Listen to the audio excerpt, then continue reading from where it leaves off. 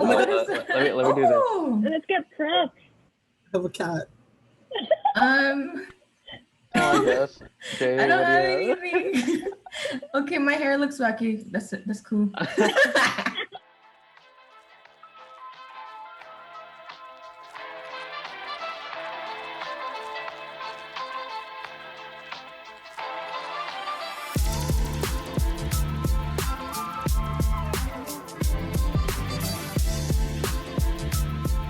So hi everybody, my name is Rovie. I'm the co-moderator. I am in my senior year studying for my BFA in graphic design and BA in Filipino language and literature. By he, him, I am 22 years old and I don't have food, but I have my mug of hot chocolate. My name is AJ. I am a nurse. I work in the ICU. I graduated 2 years ago now, May of 2019, in the University of Pennsylvania. I am on the East Coast. I live in New Jersey. I know a lot of you are on the West Coast and in Hawaii time. So what I have for you is coffee because I'm staying up all night for work tomorrow. What else? My check-in question. How am I really? I am tired. I'm tired all the time. Um, there's a lot of stress. The tired of trying to stay up for work and be up for work at night can be stressful. But today I took a step and stayed outside today, so I'm feeling a little better. So I'm Vicky Marie. I recently just graduated from Literature and Writing Studies from Cal State San Marcos. Checking in from San Diego. Oh, my pronouns are she, her, hers. And today I only have mango as my snack. We ran out of bagoong, but I'm like, oh, mango's good on its own. And how am I today? I'm surviving, I guess. Because I'm currently unemployed. I have way too much free time, so I'm technically relaxing, but also stressed out that I don't really have a job right now. So trying to figure that out during this environment is a little bit difficult. So I'm surviving, relaxing, and a little bit stressed at the same time. I am checking in from Hawaii, but I am from the Bay Area. She, her, hers are my pronouns. I am a MSW student at University of Hawaii at Manoa. I'm also a chair advocate for a domestic violence shelter out here on the windward side. And how am I doing? I guess I'm all right today.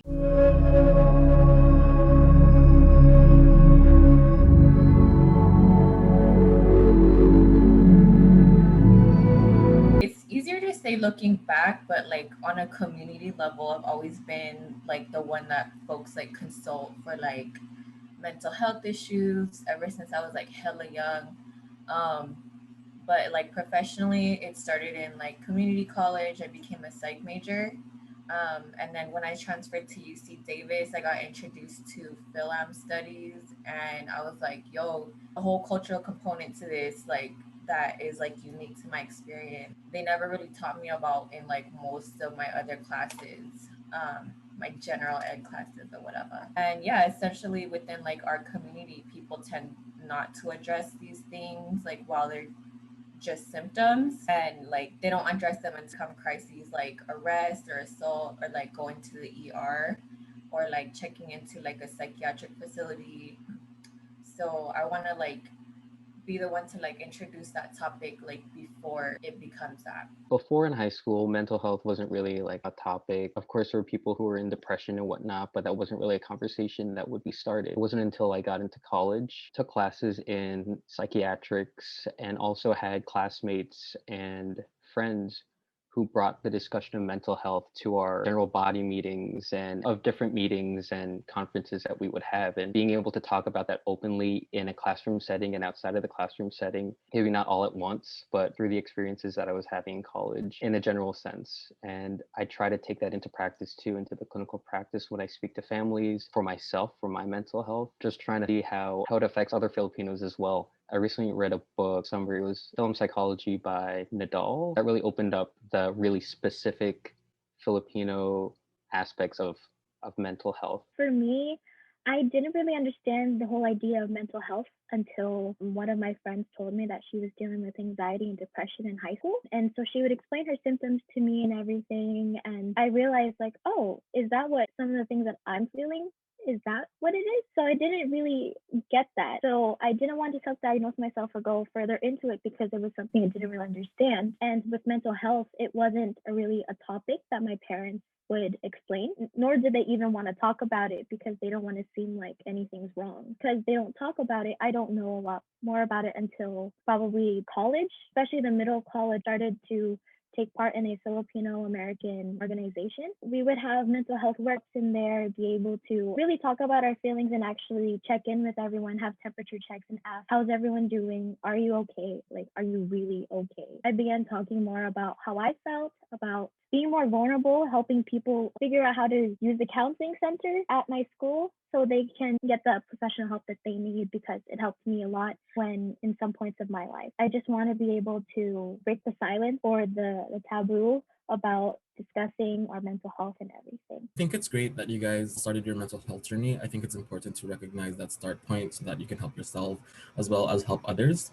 And it's great that it happened like in the classroom setting. For me, my journey began more personal, dealing with depression in my high school and college years. So for people like me, I guess for a follow-up question, who didn't study it, since some people may need help when finding mental health resources to begin with, and Vicky touched on this a little bit, what advice would you give someone who is seeking to understand their mental health and start a journey for themselves?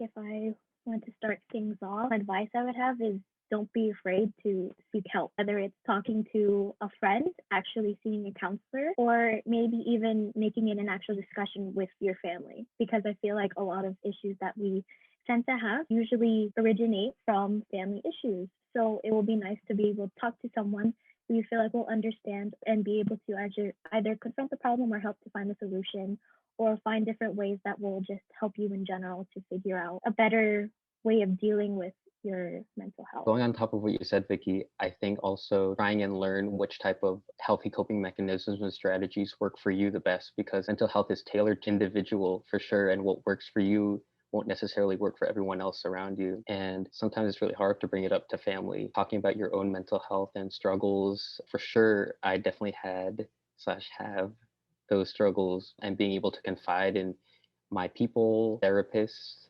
someone who you can, express your emotions, and just having someone who can listen is also key in that journey. I would say don't be afraid to seek like a second or third opinion. Like if your first person that you go to is like an elder, especially the ones that say like, oh, you have no reason to be depressed or whatever, um, you know, and that feels invalidating. Don't be afraid to seek someone that might be more open to like validating how you feel. And like Andre said, like don't be afraid to seek therapy. It doesn't make you crazy. Thank you all for sharing, and thank you for that follow-up question. To dive in a little bit into our Filipino culture and identity,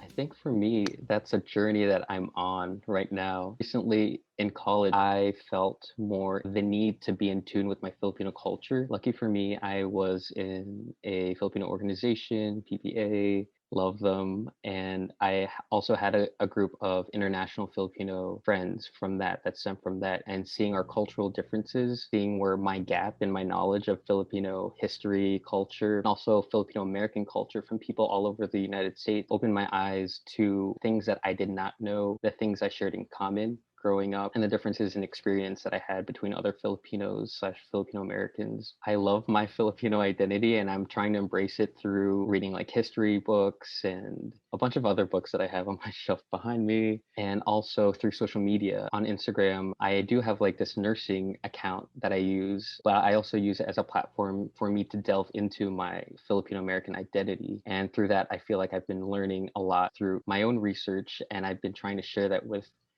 whoever follows me. Like AJ, I am still on that journey. I grew up not knowing a lot about what it is like to be Filipino. I even forget sometimes where my parents are from, but they don't talk about it because I remember when I asked my mom, why don't I speak Tagalog? She would say, because when you were younger, your teachers told us to talk to you in English so it will be easier for you to get through school. So I was also kind of like sad that she didn't try to just speak to us in Tagalog at home. So that kind of journey I went through on my own. Of course, I would ask my parents questions about certain things in our culture, but learning Tagalog and everything, that was something to do myself by watching like a lot of Filipino shows, a lot of teleseries and everything. But I learned a lot more about our culture through my Filipinx organization. There's a lot of things I learned through there that even my parents didn't know, but it sucks how there's a lot of things that my friends got to experience growing up as a Filipino that I didn't really have. So a lot of like the big family gatherings, all of the Christmas parties, New Year's parties, or Kamayan feasts or whatever, I didn't have that. I only have my family here in San Diego, and everyone else is either in Hawaii or just back in the Philippines. All so far away from me. With my culture, I'm still learning. I'm learning through the books that I have, exploring a lot of different things and being able to teach it to my sisters as well. We will learn through me if sometimes we can't get it through our parents. That's tough, Vicky. I feel that though. About my culture and identity, yeah, kind of like Vicky said, me and my family, like, we lost our culture 2 generations ago. My Lola's mom decided to not pass her like healing abilities to my Lola because she didn't want, you know, people calling my grandma crazy and stuff like that. So I wrote this in a Hawaiian studies paper. Shout out to Kumu Kaho'ano. And I said something like, when my Lola's mom left the earth, she chose not to pass like her gift to my Lola. She said, I can't do that. It'll make you go crazy. I used to grieve the loss of that culture within the course of 2 generations, but now I don't grieve because that means that something is gone. Like, our ancestors and our cultura are strong and they're present and they're just waiting for someone that they can tap into. And how does that go into mental health? I think that there's just like ways that we can learn to incorporate our culture into like mental health and our healing. Yeah, Jessica, I love that mindset of seeing that your culture isn't dead and kind of like living it on through you. And for Vicky and Andre, like although like you may have missed out in childhood, I think it's always better late than never. I think it's important that you started even later on in your life because I think kind of getting to know your roots, no matter how late it is, it's important in understanding yourself. Yes, actually, I appreciate all you guys for sharing, and especially like what Jess as in the towards the end is like, how does this relate to mental health? Is a lot of the ancestral practices that was embedded within our culture is part of knowing about who we are, and it's part of like how they healed themselves. Like that was a little bit like a kind of wanted to touch upon. I guess it's a helpful way to bring this quote. When you heal our ancestor, you heal a part of yourselves. Something along those lines. And it's just, we're all like, when it comes to like understanding our Filipino culture and identity, it's so true that we're still going through it right now. And it's really funny how it starts in college first if it's not available to us in high school, especially if our family aren't able to teach us when we're growing up. Especially for our second and fifth generation. Transition on is, what values did you grow up with and how has it shaped your understanding of mental health? So I kind of wanted to talk about this a little bit because like I instantly knew what I wanted to talk. I think one of the values that Filipino kids, especially second generation children, have to deal with is the concept or value of utang ng loob, or this feeling of that you kind of like owe to your parents the sacrifices that they made for us. To me, that was one Filipino value that challenged my mental health because everything I did, I was kind of asking myself in the back of my mind, is what I'm doing going to make my parents happy versus am I doing what makes me happy?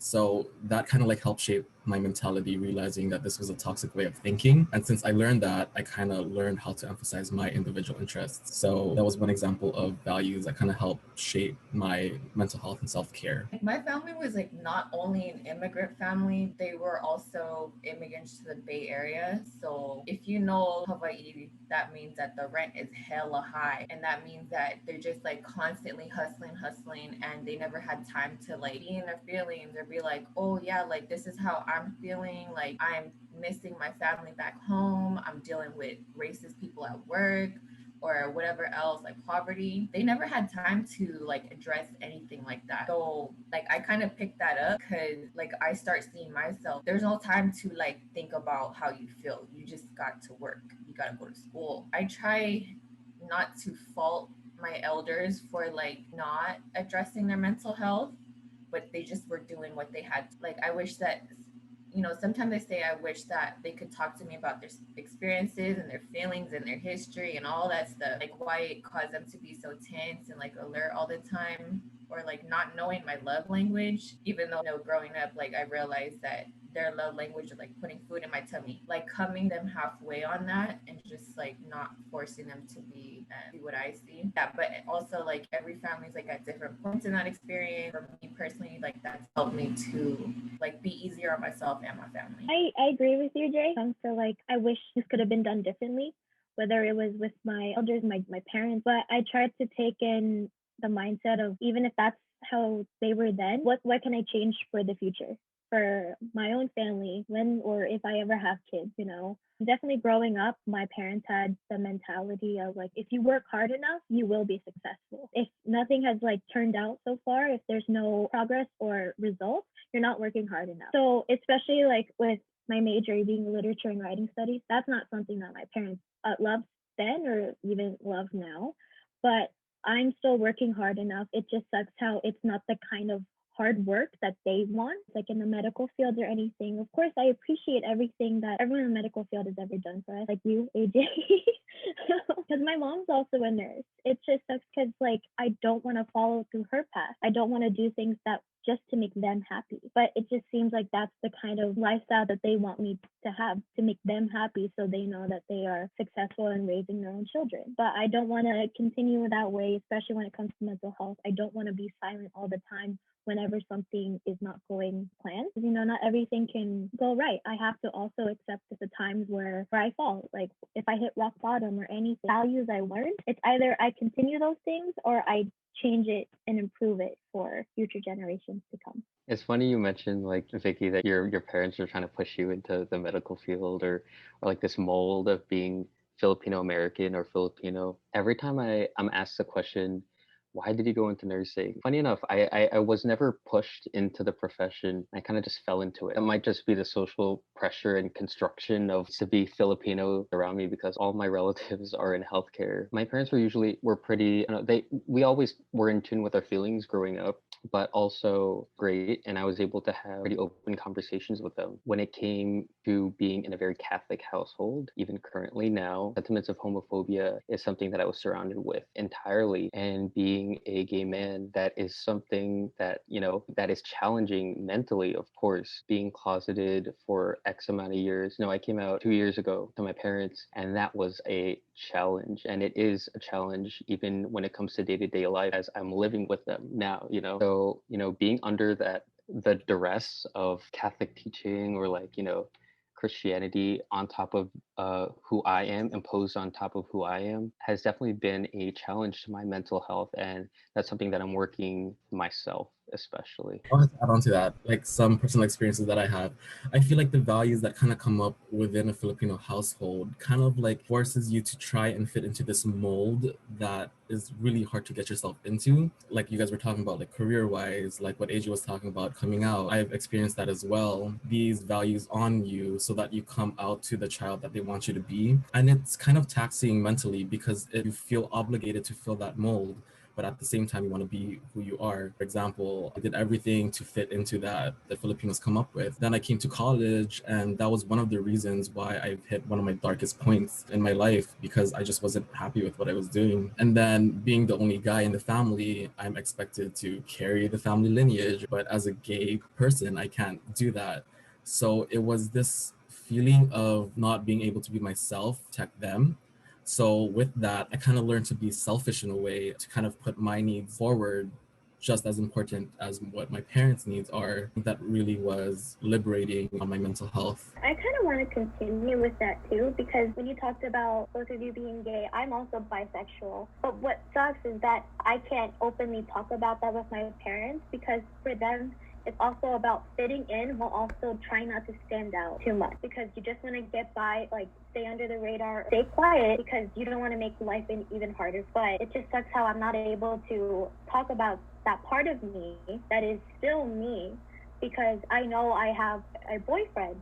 He's a man. So it's like, how can you be bisexual and like another gender if you're already dating a man? They don't want to accept that part of me. I can still like two genders, but I can't discuss that with them because they don't want me to talk about that to other people, because they don't want people to talk badly about me either. So I can talk about it freely with my sisters. So a lot of the things that when it comes to mental health or just my identity overall, it has to remain silent, because I don't want to start anything with my parents knowing that they are uncomfortable with things like that. So the value of kind of fitting in only stays in the house. Anything outside, like school or whatever, that comes out. That's free. I can do whatever I want with it, because I know that people are comfortable with it. They'll accept me for who I am.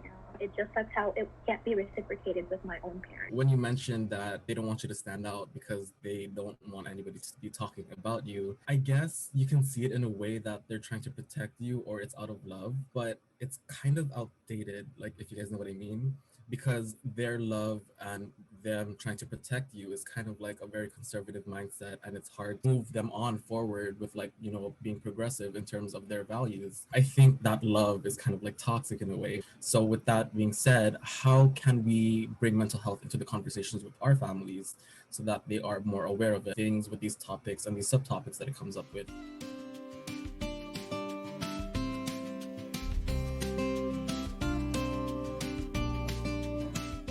Rovie, that was such a good way of segueing into the next question.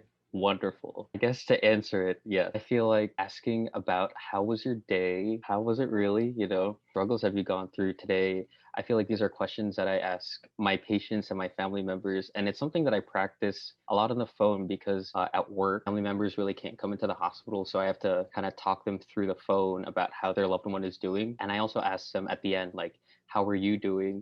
I know it's tough out there. Can you tell me a bit about your day? And then I try and bring that back home too with my family. Like, how's the family back home in the Philippines? I don't really have too much conversation with them, mainly because I don't know the language. They speak what I down there, and I speak English. And I remember every time I'd go there, they'd be like, I'm gonna have a nosebleed. I'm like, come on, you hate me. And I try and talk to my parents about how are they doing being far from family. That it's just like a lot of introductory stuff to try and break the ice, and then hopefully that can get me into some deeper conversations about mental health to them, and also express my feelings about mental health, like my personal journey. I guess a lot of conversations like that should really start with that into conversation with our family. So with that, it's nice to start off with asking, oh, how are you? But I can't have that conversation with my parents, because especially with my dad, he says, oh, I'm okay, work was fine. So I would try to add more into the conversation, saying like, oh yeah, me too, my day was fine, I did this and this, I kind of feel a little bit like bad, or I feel out of it. But they always switch it around, saying, oh, it's because you're on your phone all day, or it's because you don't have a job that's stable. It always comes back to me.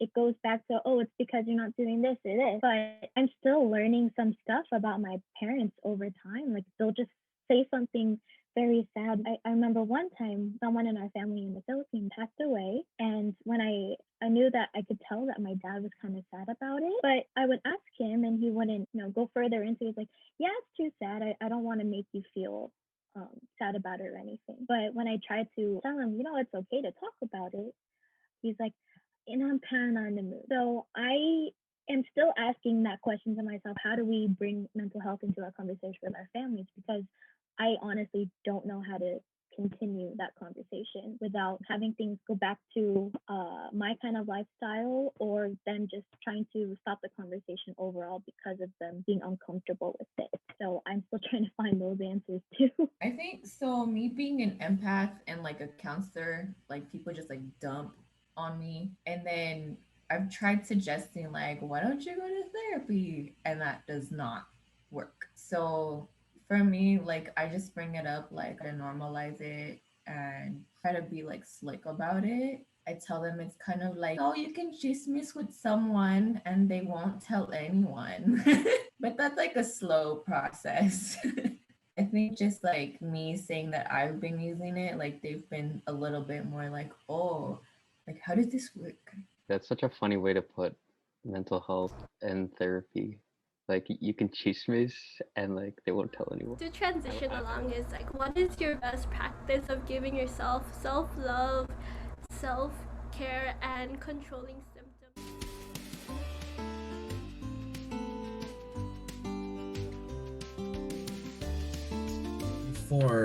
Even now, usually I kind of like feed off of the energies of other people. So if someone's sad, I get sad, or if somebody's like super hyped, I get super hyped. But the thing is, before I kind of like started my mental health journey, is if I wasn't with anybody, if I was alone, that's when I kind of would go into this like rabbit hole of emotions, and I would just get super sad and it would just be super dark. So earlier, becoming selfish and realizing who I am as a person and what I need to better myself, that really helped me become better and get better.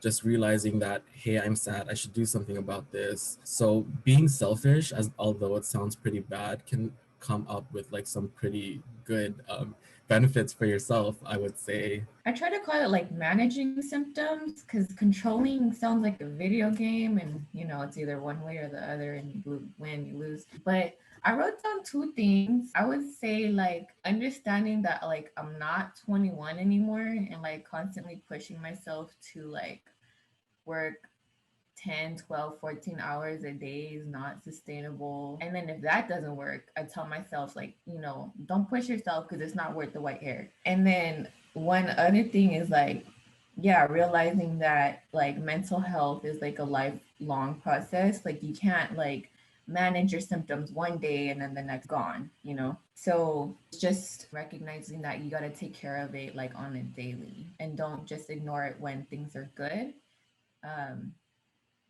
And just, yeah, I'll come back to that. For me, I think music plays a big part in taking care of myself. I play piano and I sing a little, I dabble here and there. And it seems like it's becoming routine recently to just like play on the piano and sing for longer periods of time. And it seems like that's really been helping me overcome the stress of work primarily and distance from friends and loved ones. Learning to say no has been a big thing for me recently. Hospitals around the country, around the world are very short staffed, including mine. So I'm always being asked every single day, can you come in and work? And I used to feel like very bad because I'm not helping out the team, or, you know, I'm off this day. So, you know, if I'm not doing anything, then why not come into work type of mentality.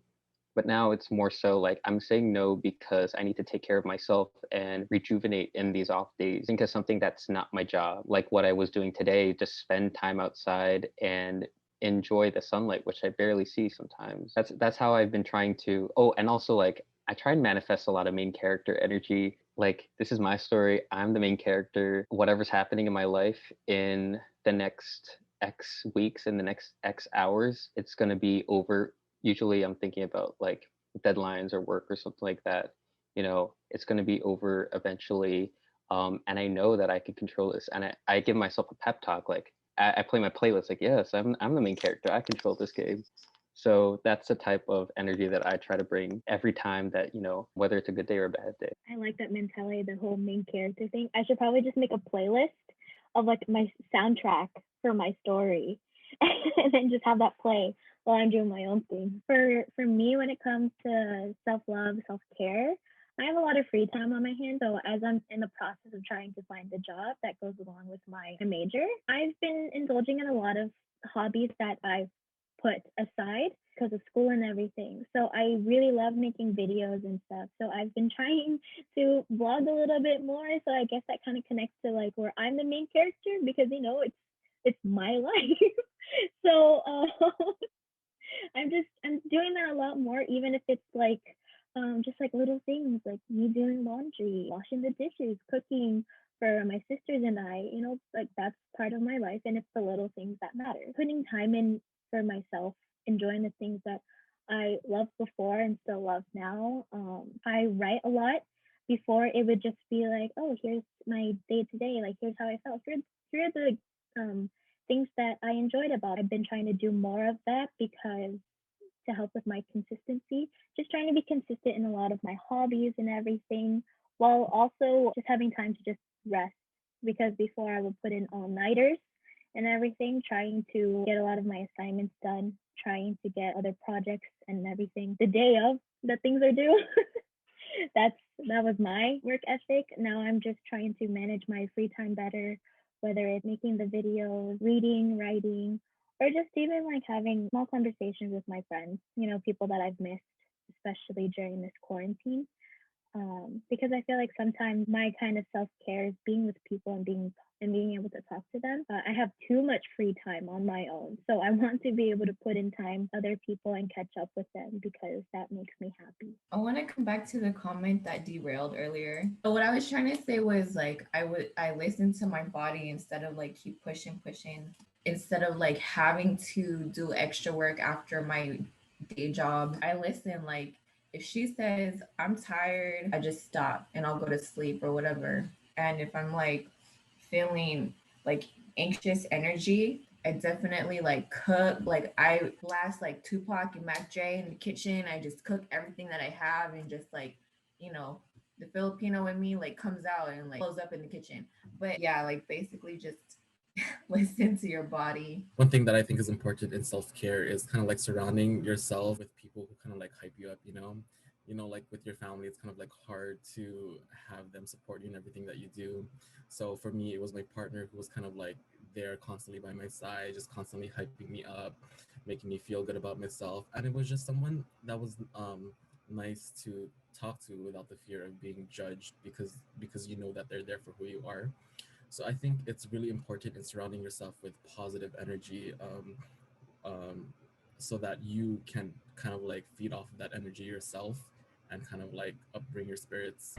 I would like to end this kwentuhan with a grounding exercise that I'm wanting to do with you guys, especially since I asked you guys in the beginning a check-in question. It's this grounding exercise is called box breathing, and if you guys are comfortable and in a comfortable space, if you guys can sit down from a chair or any comfortable position. So in this grounding exercise of box breathing, in which you'll breathe in 4 seconds, so just relax yourselves. As you breathe in for 4 seconds, try to calm our hearts and calm our nerves first, and to just think about everything that we just talked about through this kwentuhan session. And as you find yourself in the calming nature, I just want you to breathe in first and breathe out. When you find your common ground, if you feel comfortable to close your eyes and continue to just watch your breath, your breathing. Breathe in and out.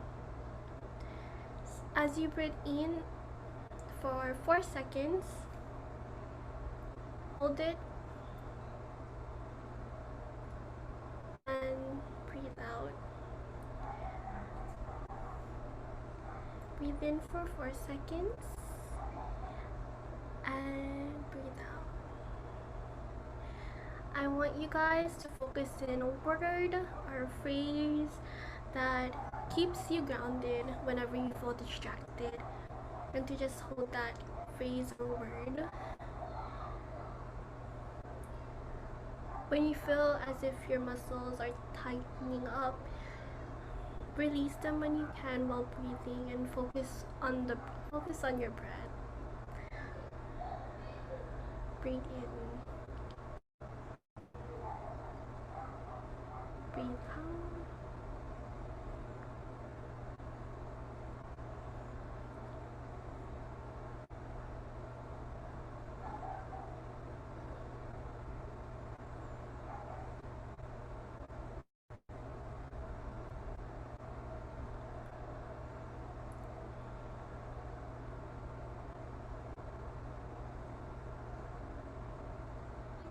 can start, what was the word or phrase that kept you going or that kept you grounded as we were doing the grounding exercise? For me, it was the word light. I think I was inspired by AJ's talk about the parole, because I feel like with this darkness that we're all experiencing together, where there's light, there's also hope. So I just kept thinking about that and everything, because as bad as things are right now, sooner or later there will be, we're, as long as we're trying to chase that light, that hope that things will be better, then we're manifesting that. That things will actually be better in the end. Yeah, I think for me it was just like you are enough. I feel like I find myself saying that a lot to ground myself. I just thought about Waimanalo Beach because that's where I just most recently went to relax. The sand was hella white and it was like sunny, and I just felt at ease there. Mine was just love. I don't know, like speaking to all of you guys, I got so much love, so much passion, and it was Oh. really inspiring to hear all of your stories. For me, it was compassion, because this actually this was one of the most out of the comfort zone of doing this, and I tried to do it as often, but it was compassion because just being in this healing space together and just talking stories, and it will forever be ingrained in my memory. But when it comes to just talking through therapy, imagine it like you're talking chismis with your aunties. I'll be forever. Can I invite folks to participate in my study on Phila mental health? So I'm doing a study of Filipino Americans' perceptions of mental health under the University of Hawaii at Manoa. You have to be a resident of the Bay Area and Hawaii for now. Hopefully in the future I can expand, but this is open for folks 21 and up. And I highly encourage folks to invite like their elders, because I'd love to hear the elder generation of what they think about mental health. So if you want to keep in touch with me for that, you can follow me on Instagram. It's Maharlika MH. Yeah, just hit me up. For me, like I said, I'm like trying to vlog a lot more. So I have like a YouTube channel. It's under the same name as my Instagram handle, which is at magicallyvickymarie. So on my YouTube, it's really just like my everyday life. Some vlogs may come out late because, I don't want to pressure myself into getting things done on time, but I am trying to be consistent there. But when it comes to my Instagram, it's just a lot of pictures or anything that I put on there that represents me. I'm also trying to do this new thing called periodical poetry, where I every now and then I put in poems that I write over time. Two of the recent ones I wrote basically focus on Filipinx culture, whether it's Filipino parties or um, living with parents who don't really appreciate some of the things that we do sometimes. But that's what I'm doing over there, trying to have fun with it with all the free time I have. Yeah, the only thing I have to promote is just if you need to reach me or message me, you can contact me at AJ the Nurse on Instagram.